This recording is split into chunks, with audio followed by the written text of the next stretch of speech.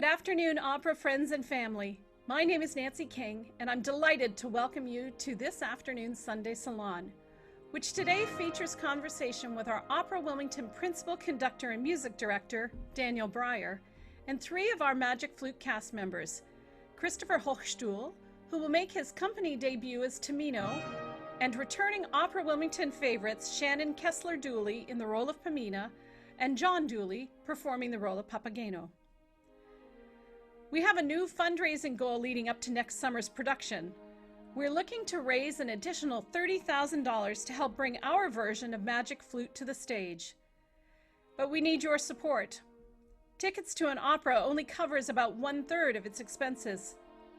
So whether you're a current donor making an extra gift or new to Opera Wilmington, we would welcome any contributions, large or small. We hope you've enjoyed our Summer Salon series and hope you visit our website at www.operawilmington.org for more information and to follow us on social media. Today, we welcome our principal conductor and music director from Opera Wilmington, Daniel Breyer, to our Sunday Salon. Welcome, Daniel.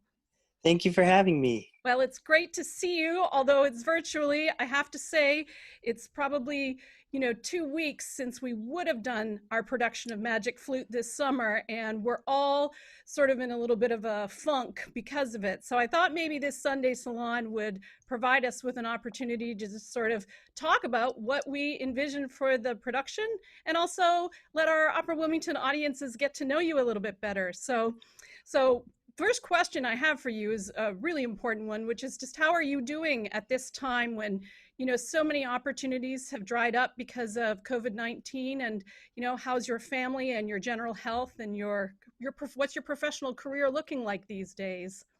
Well, this is definitely one of the most unusual times I could ever imagine. I could never have imagined something like this. Sure. My last concert that I conducted was sometime in February, and Wow. Then March came along. We were working on several different productions. I was getting ready for my week of youth concerts at the Kalamazoo Symphony. It's a big week. There's 10 performances. We usually get roughly 14,000 kids through, and it's a big production. It's one that I do. I create the script. So it's one of my highlights of the year. And so I was working on that. We were also working on, with our other conductor, Julian Querti, we were going to have a wonderful performance of St. Matthew's Passion. And then I was actually at a choral rehearsal with my daughter who was singing in the children's chorus. And I kept looking at my phone and kept seeing all these cancellations. And then I see NCAA cancels March tournament. And then I realized, oh, this is They're serious. This is getting serious. Yeah.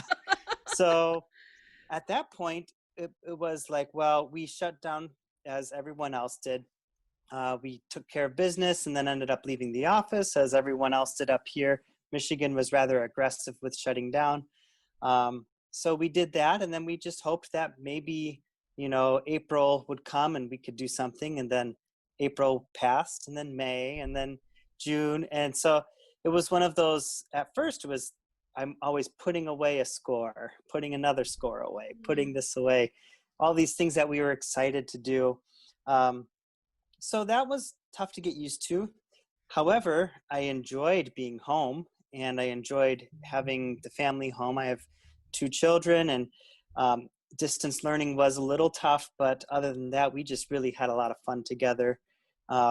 We spent a lot of time together. We cooked a lot. And your dogs too. You have, yes. How many dogs do you have? We have 2 dogs now. Right. So I'm one sure of they're the deliriously ways, happy still. yes, and one of the ways we remained sane was that we got a second dog at the beginning of quarantine. So he was our quarantine puppy. We got him at 6 months, and he's now about 10 months old. And so, yeah, that's been the life. And then the summer has been planning, trying to figure out how many different contingencies we can have for the concerts that are coming up. Probably, I don't imagine myself being able to conduct a live orchestra before January. It might happen, but most likely it won't. So we're working on trying to figure out how to create some digital content That's what we're And doing right now, creating digital content. exactly. Some of the people who are regular Opera Wilmington fans don't know a whole lot about your other conducting life, but would you describe your daily duties in Michigan and what your responsibilities are with Kalamazoo Symphony? So I'm entering my, let's see here, I'm entering my 7th season here at the Wow. Kalamazoo Symphony Orchestra. Actually, I should say that's my 6th season. I'm entering my 6th season, and it's a wonderful job for me. I started as assistant conductor, and now I'm resident conductor. Uh, my job is a little bit different than our music director. Our music director lives in Montreal, and he comes for most of our masterworks concerts and different things. And my presence in town is to really be in the community, engaged in as many fundraising and community engagement activities as possible. I'm in the schools frequently, sometimes on a weekly basis. And I conduct all the education concerts, all the family concerts. Any concert that's not a Masterworks concert, I likely conduct. I conduct live movie concerts here, which is a lot of fun. It's slightly terrifying, but very enjoyable. For Um, example, what are some of the movies you've conducted? well, last year we just completed the original Star Wars trilogy, Wow. which is not like it's not The Ring, but it's pretty close. It's pretty cool. And getting 95 to 115 musicians all in sync with a click track and in perfect sync with the movie is always a lot of fun. It's Wow. a lot of work and preparation, and then very compressed rehearsal and performance schedule. So I do that, and then I also conduct Masterworks concerts and holiday concerts and any other thing that I'm asked to do.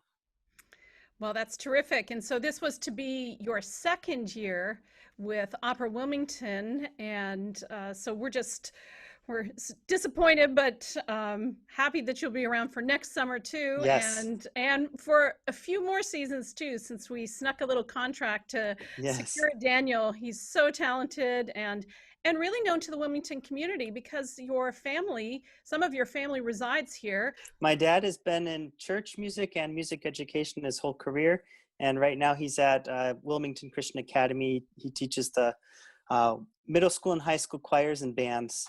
Um, Just a small I job. learned everything from him. So Well, the Breyer family has no end of talent, so we're happy to get as many of you involved as yeah, humanly possible. yeah. So, We love Wilmington. It's been a really wonderful. I think my parents have been there going on 10 years or something like that now, and it's we. I love coming down. I love spending time in the city. I've got a brother who's a real estate photographer in town. Um, a sister that's teaching 4th grade. So it's a great place for us to be able to be. well, well, Wilmington loves the Breyers, so keep on coming down. So, speaking of your job as the Opera Wilmington principal conductor and music director, tell us what does something like that entail? Well, one of the enjoyable things about being able to work in Wilmington is I get to come down is more frequently than I was able to before.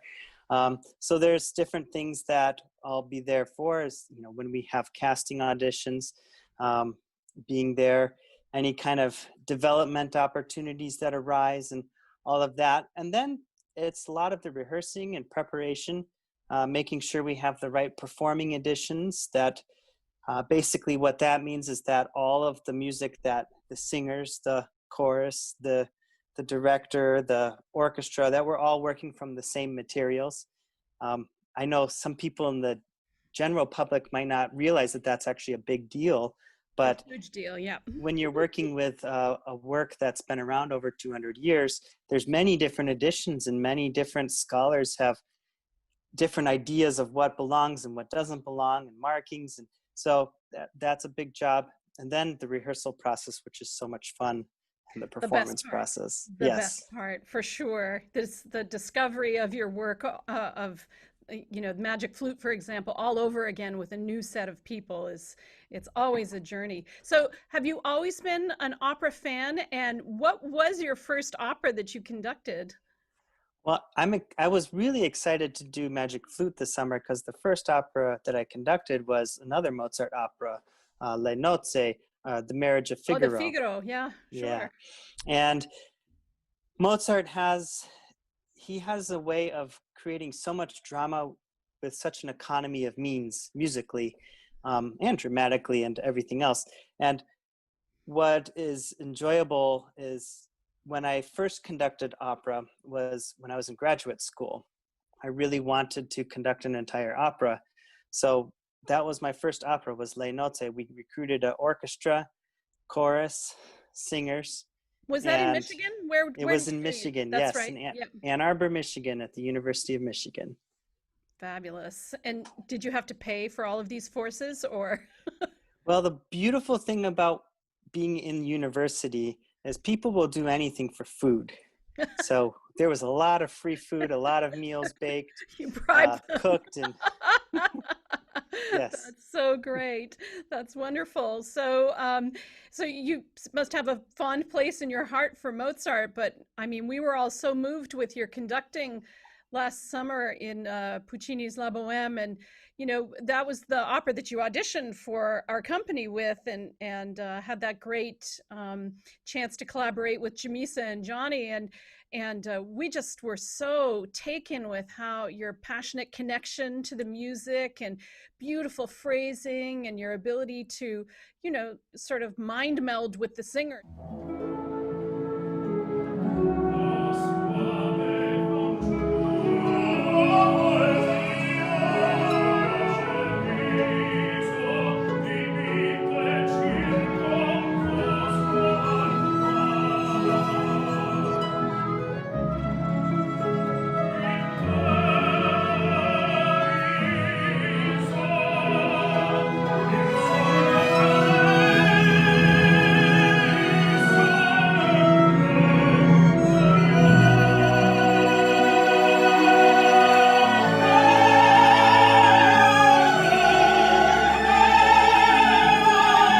Obviously, we think you're a singer in your heart, but maybe Bohème wasn't your favorite opera to conduct. Do you have a favorite or one that's on your hit list?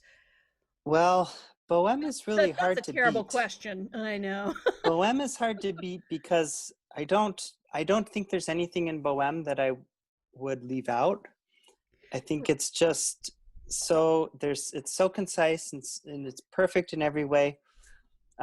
Magic Flute, I can't wait to conduct. It's another incredible masterpiece. Magic Flute, Les Notes, I love Marriage of Figaro. The end of Act Two is probably more exhilarating than anything I can imagine. I don't know if I've conducted anything more exhilarating as the end of that. Even Star Wars, and Star Wars has, for those who may not be aware, has an orchestra of over 100 people, and it's really exciting. But what Mozart can do with an orchestra of 35 to 40 people is unbelievable. The tension. If there was one opera that's on my hit list that's maybe not done as often, it's Fidelio. I really love Fidelio, Beethoven. that's one of mine. That's on one of my Yeah. hit lists too. Yeah, I feel like that's a wonderful, it would be a wonderful opportunity for Opera Wilmington to check that one out. So, Yeah, someday we will. yeah. The maestro has spoken. So, why don't you share with the audience how you're working on Magic Flute? I mean, I know we sort of got off track there over the summer, but do you spend some months researching and I mean, score study, obviously. I mean, any conductor I've ever met has got their face in the score all the time, just like catching the nuances and things like that. But tell us a little bit about how you work on an opera, or how you're preparing for Magic Flute. One of the things I love about opera is that there's the text is the most important thing, and that's where I try to start. I try to start just getting a big overall picture. What's the arc? What's the dramatic arc? What's the what are the topics at hand here? What is this opera about? Is obviously most operas are an incredible storyline, but usually there's something deeper behind it. And so I usually try to spend a lot of time with the text and then get into the music. When putting it together in my mind, once I get into the music part, it's the same as when I'm working on a symphony or some other work that I'm working on, where there's a lot of nuts and bolts, figuring out what's the form, what's happening in the orchestra, what's the harmony, where are the phrases, where do the phrases end and where do they begin. If in this case with Mozart, there will be lots of counterpoint. What is the counterpoint there? Then I also have to figure out what's the historical connection. How does this fit into music history? For instance, with Magic Flute, there's a lot of very interesting and important things there. And Mozart's time, trombones were very infrequently used in an orchestra. True. Unless it was in church. Mm-hmm.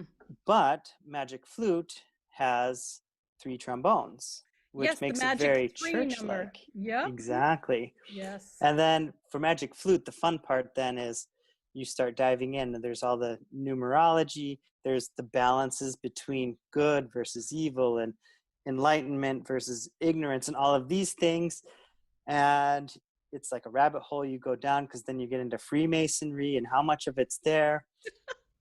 And then after that, at some point, you come back up to the top and then you figure out, okay, how do I make this all make sense for, a production? And then when you get into the rehearsal process, you're always, as a conductor, you're always disappointed, because your goal is to build as vivid a sound picture in your mind, and it will never live up to that. That's just, if you're a conductor, that's what you do.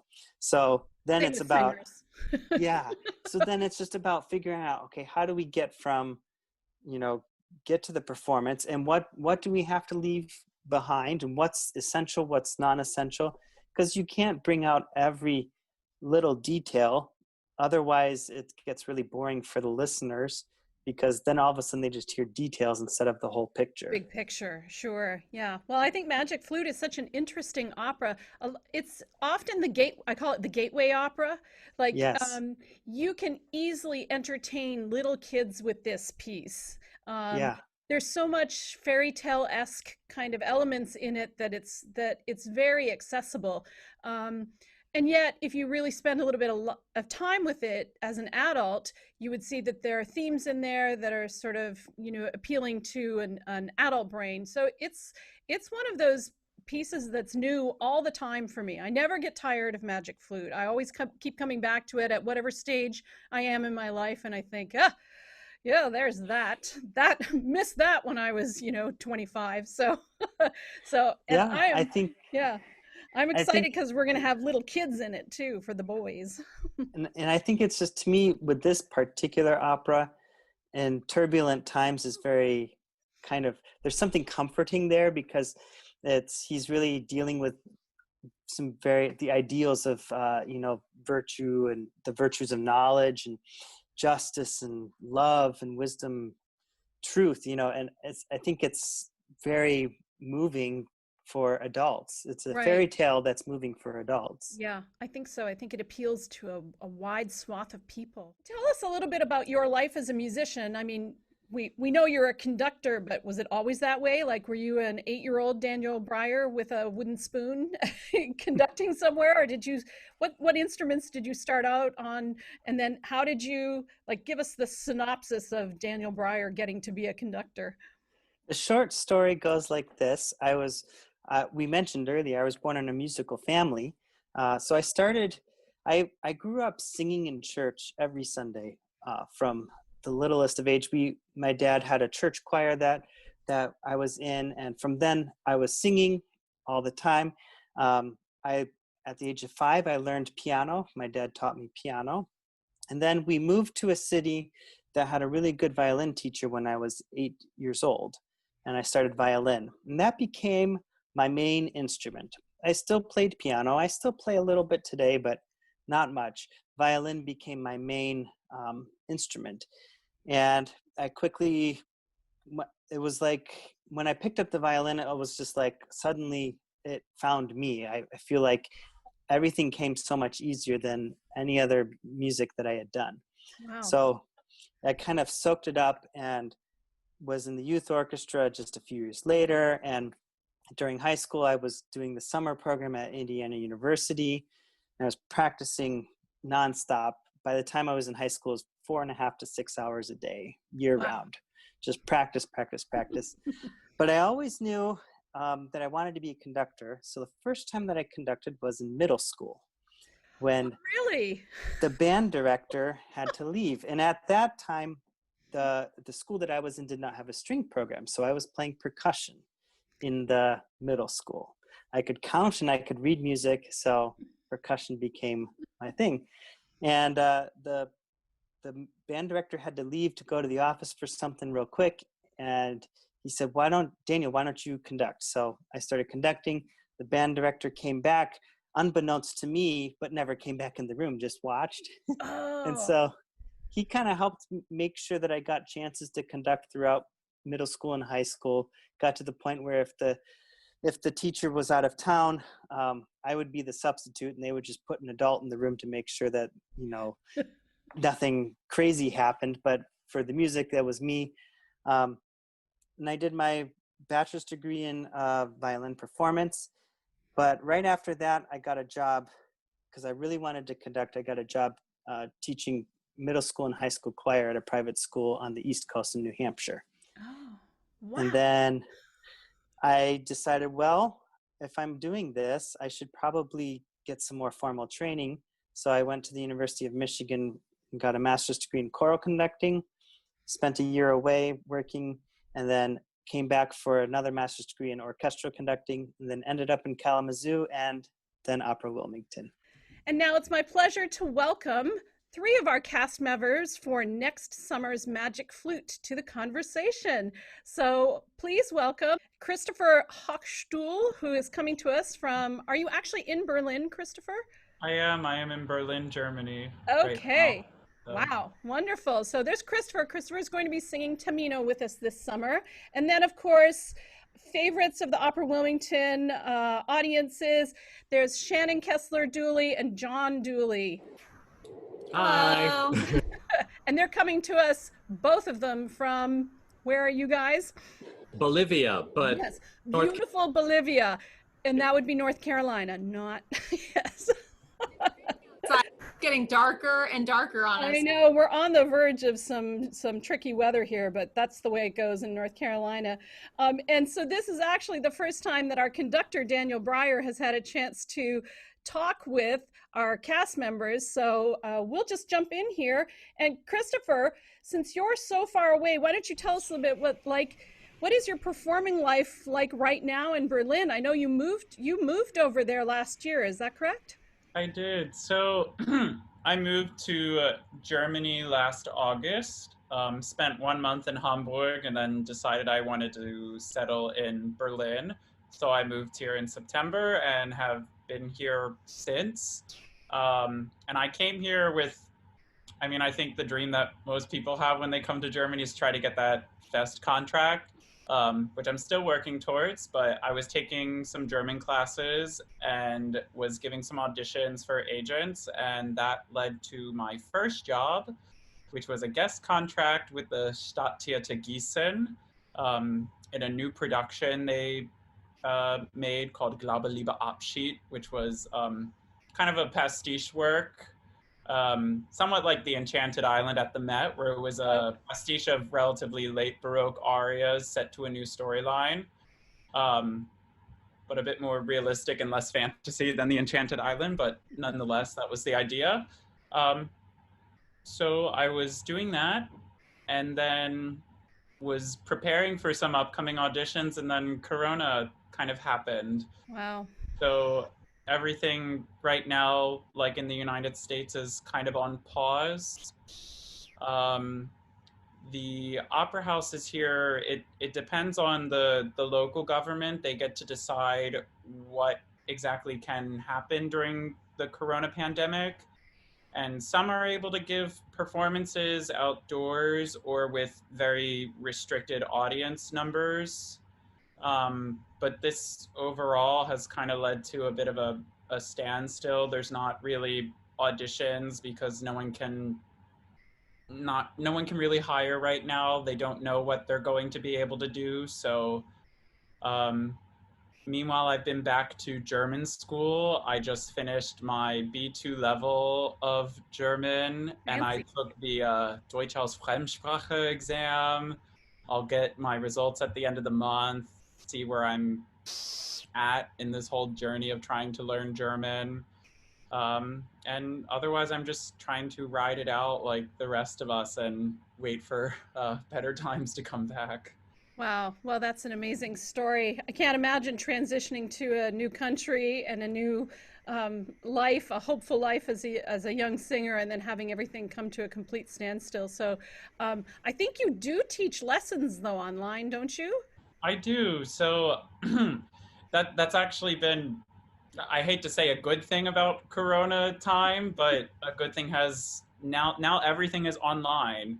So some families that were a little hesitant to try digital lessons over a long distance, now there's not really a reason not to, because whether I was in New Jersey or Germany, we would be online.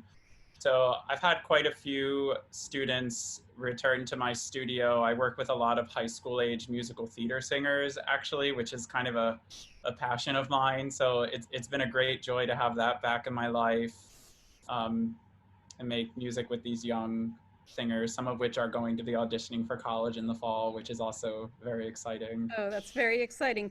And how about you, John and Shannon? I mean, you've weathered the storm, as it were, in Bolivia, all right? I mean, Shannon, your teaching life is probably getting started up again pretty soon, isn't it? Yeah, I've been, getting my schedule ready and making sure my syllabus is all up to date with all its fine jargon. Oh, I know. Yep. So yeah, I start teaching in about a week from Monday. So yeah, that's that's what I've been preparing for. And our daughter Renee just started her online school full time. So that's I blessed to have a couple weeks to get her settled before I start teaching. Right. And John, did you have contracts that just went away as soon as the coronavirus hit, or? Yeah, I mean, a lot were just kind of like this, postponed. So they're still kind of hanging out there in the ethos. So there's hope for that and things like that. But it's been nice to kind of reconnect and have kind of a common bond emotionally with, all singers across the platform. We're grateful to have another usable skill as real estate agents. So that market has been insane right now. So that's kept me busy and not enough time to kind of sit and spiral out about everything else. But it was never my ultimate life passion to be the best real estate agent ever. It was so when we get through this, it will be much better to put the singer hat back on. I'm looking I forward. feel like you should tell us the name of your real estate company, just to sort of a shameless plug here. Go for it, John. The Dooley Group at Discover NC Homes, Okay. Brunswick County, and in Yeah. North Carolina. So if you're looking to buy or sell a home around here, That's right. uh, shameless plug. But yes, Absolutely. Not even. We're artists need lots of extra jobs, and we're happy to help plug along here. So, Christopher, I think it's not your first performance coming up with Opera Wilmington in our community, but Tamino does mark your debut with Opera Wilmington. But have you performed this role before anywhere? Is this your first Tamino? So this will be my first full Tamino. Just as the type of tenor I am, I've of course studied it for years. I performed it in part, both in university, plenty of scenes, performances back in the day, as well as performances with outreach and apprenticeships that I had in the United States. And of course, Die Speeltenies has been one of my main audition arias for years. Especially now that I'm in Germany, it seems to be this credo of all the lyric tenors auditioning in Germany. Sure. But this will be my first full performance of the role, so I'm very excited to finally do this. It's a bucket list role for me, so.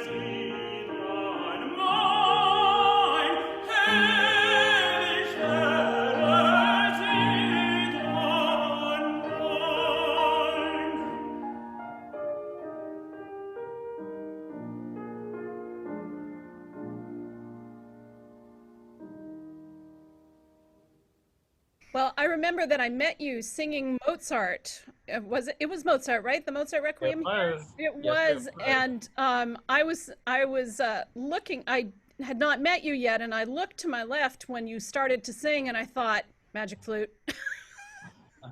Magic flute immediately must program magic flute. Delighted you invited me to audition too. So. I did. So I was shameless, but your voice is so beautiful, and I just couldn't imagine anybody else singing Dies Bildnis after I heard you in the Requiem. So, and then of course, I know John and Shannon, you've done these roles before. This is, of course, your first time doing them with our company, and but Shannon's version of Aki Fus is enough to make everybody end up in a puddle on the floor. I think we were a little weepy after you sang your audition.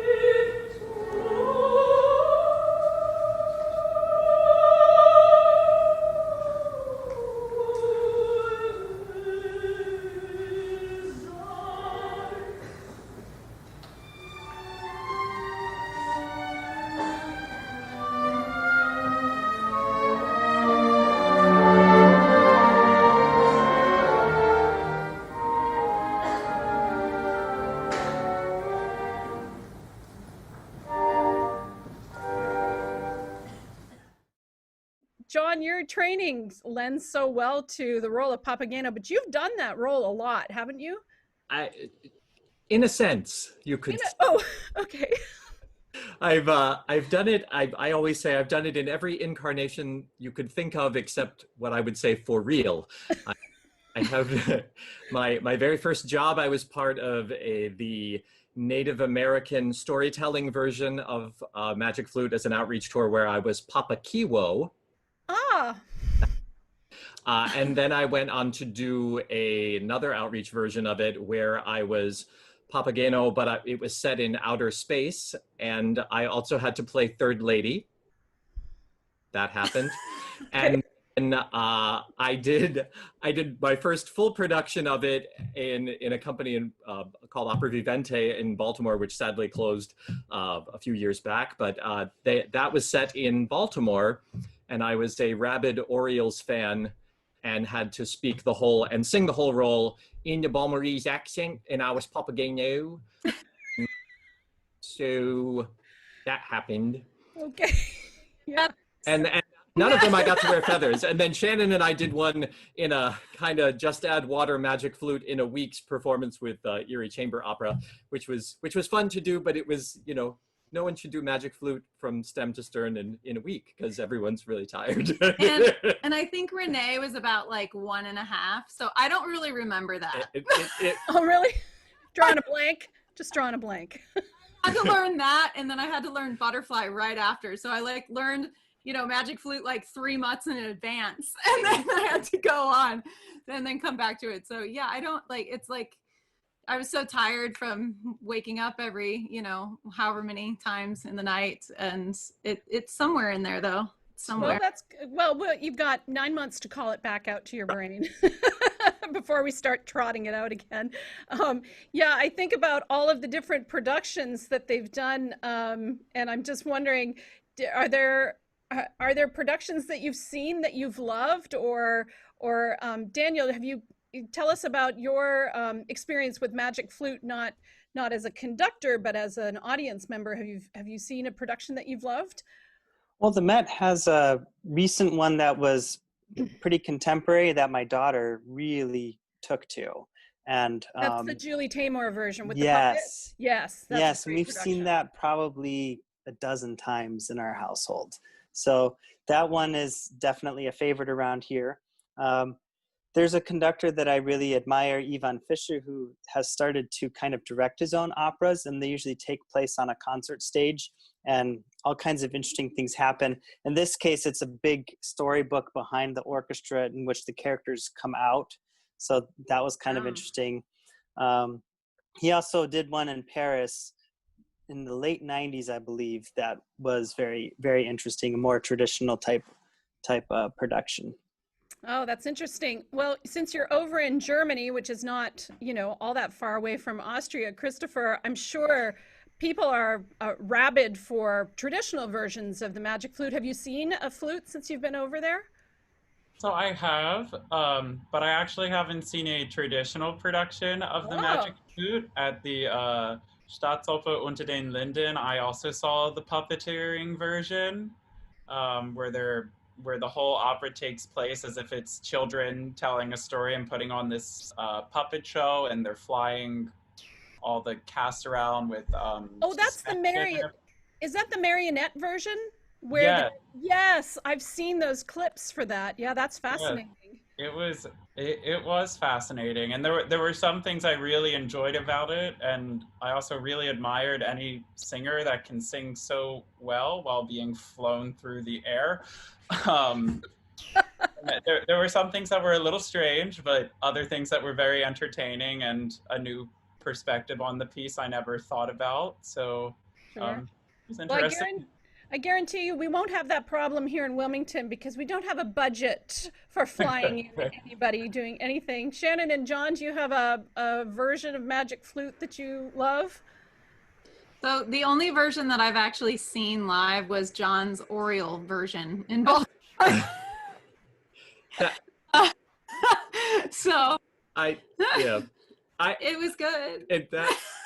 In terms of things, as an actor that you get to do on stage, that one was it was so much fun. It was really, it was very site specific and area specific, but in the modernization of it, I just got to, I love anything where I get to be freak status or challenged to do anything kind of uber strange on stage. And so like the wine that he was given was like Natty Boh cans. And so I had to like open the beer cans with the music, and then the director, they bring Papageno food and drink, at the end during the trials while he's trying to be silent. And so the director he took great pride in, he would bring me, I was brought a lunchbox. And so I would open the lunchbox and I never knew what he was going to have in there for me to eat. Oh.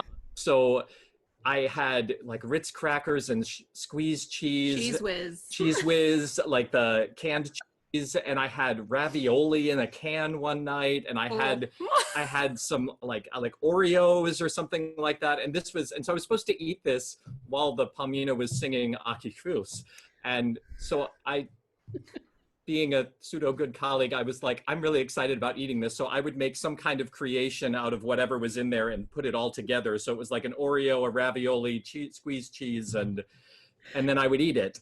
And while she was not steal focus in the most beautiful aria.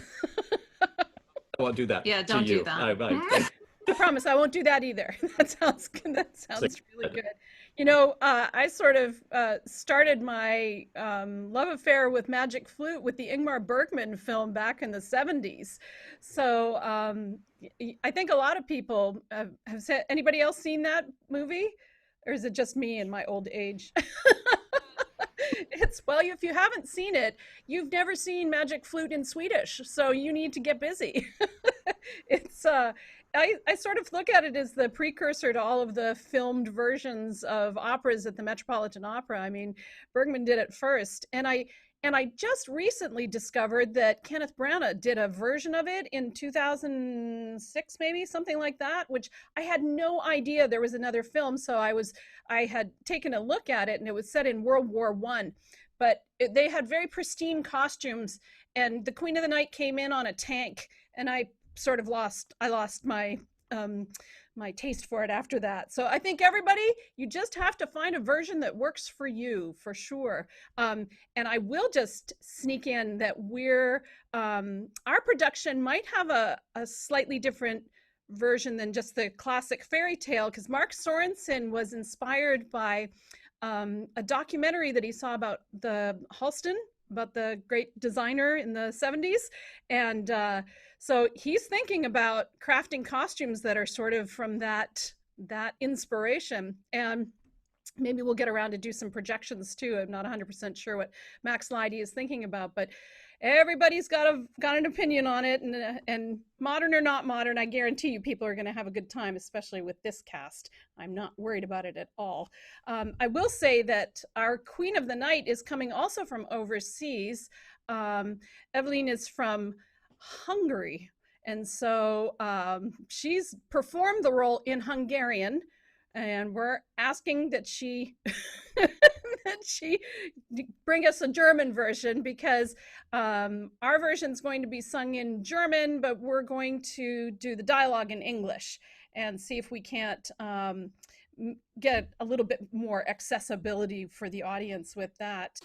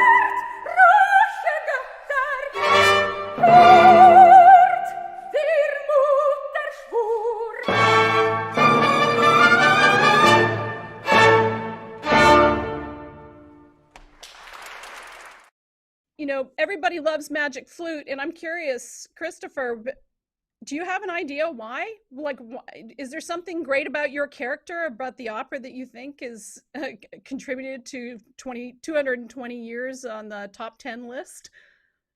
Yeah, this is an interesting question and maybe a little difficult to concisely answer, but I think part of it has to do with accessibility of the plot. That there's a lot familiar with this. That there's this common story of prince saves princess, with other details that happen in between.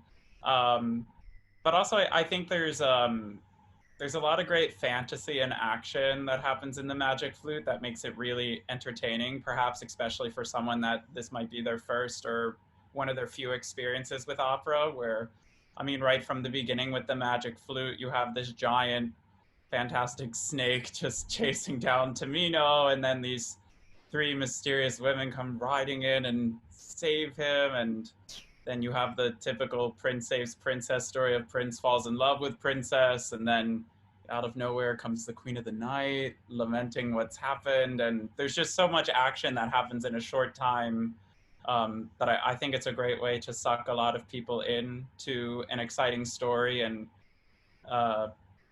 get them interested in opera, especially if it's maybe something that's foreign for them. Yeah, that's wonderful. John and Shannon, do you have any idea why people keep mounting productions of this opera over and over again? I mean, the first 20 and 30 minutes of it, as Christopher was saying, I mean, is just amazing, you know? And yes, it has its pitfalls, and people, you know, good people become bad people, and it's, you know, it's a bit confusing, but there are these little vignettes throughout that are just so charming and accessible, you know, and everybody kind of has something to relate to. The kids have the animals and the three spirits, and, you know, adults have, you know, the themes of see themselves, and you know, morals of the stories and all those things. And it's Mozart. I mean, And it's Mozart. so it's just at the end of the day, really beautiful music as well. And you've probably had it sink into your subconscious somewhere in a commercial background, or, you know, some kid on America's Got Talent singing the Queen of the Night aria or something like that. You've heard it on a ringtone on your cell phone or something like that. And I think the storyline is, you know, it's, you know, people going on a quest and trying to find themselves and accomplishing things. And you know, I think the morals that go through it are pretty great, and I think people are rewarded because of the risks that they take, and I think Papageno as a character, I mean, he literally does everything wrong, and yeah. At the end of he still is rewarded as well. So there's some grace, and there's some, you know, there's great things, and I think kids and adults alike, you know, will relate to some character or some part of the story, because it's, you know, different strokes for different folks through the whole thing. So absolutely, yes. And then at the end of the day, you're right, it's the music. Daniel, is there a particular moment in Magic Flute that you love the most? That would be difficult to answer. Actually, I think for me musically, the way Mozart is able to craft a perfect melody with the perfect accompaniment, and then also the way he's able to use counterpoint and other advanced techniques to create something so that direct and simple that, you know, when you listen to it, you can't not get what he's after. He's just so direct, and I think it's the storyline is so amazing, the marriage of story and music. So it's hard to pick a favorite. I'm so glad you didn't say the overture or something like that. Well, the overture is pretty It's a great overture. It's pretty good. It's pretty spectacular. Well, I'm looking forward to everybody singing this production, but I will say, as just a consumer of Magic Flute, my favorite duet is the Pamina Papageno by Menon. So no pressure. looking forward to that one. At any rate, it's been just such a great time to talk to you all. I wish you all well, and we hope that we can meet safely next summer and put on this production, because we're all chomping at the bit to make music together. And so I appreciate you all joining us for our Sunday Salon. Thank you. Thanks so much, Nancy. Thank you.